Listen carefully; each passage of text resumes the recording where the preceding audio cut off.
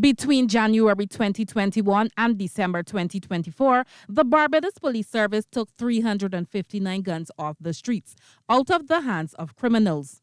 Attorney General Dare Marshall revealed the figures in Parliament, thanking police officers for going above and beyond the call of duty to arrest the crime situation.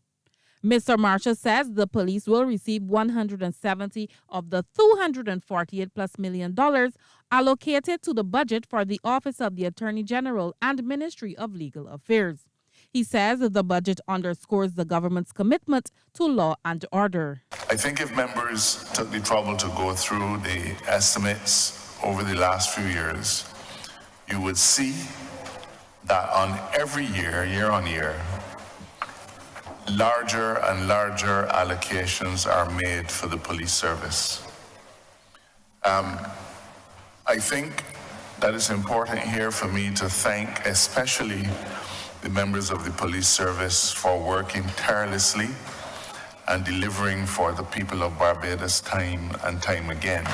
Mr. Marshall says the influx of guns and an increase in crime rate are problems for Barbados and the region as a whole. We had a meeting in Guyana only in November, and coming out of that meeting are a number of initiatives, but one of them proposes that we establish a sort of task force headed by a noted CARICOM jurist, and each country is going to contribute legal draftsmen, criminologists, and so on. And this task force really will be the crucible in which the strategies that the region adopts will be formulated. The Attorney General says increasing the number of judges on the bench from 2 to 8 has also been reaping benefits, with 292 cases disposed of in 2024. I leave the opposition to figure out if that will have an impact on the criminal justice system or not. We never said it would solve it, but we do know that this is a multifaceted issue. And if you leave one side of begging, then no matter how many times the police, and they do a good job, arrest people, if we don't get them through the other end of the system, we will have another problem.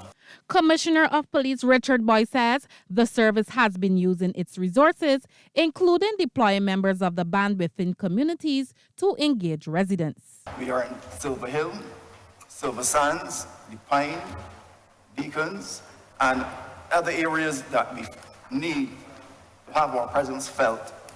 So for us, it has been a whole rollout of holding the hands of persons in these communities and reassuring them that we are their friends.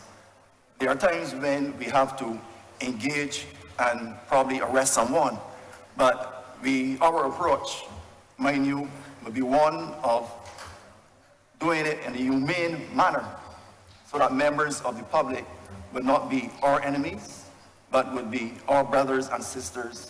Meanwhile, the Attorney General has revealed that the Inter-American Development Bank will be funding a Jamaican statistician to spend 6 months in Barbados executing a scientific assessment of the island's judicial data. Anesta Henry, CBC News.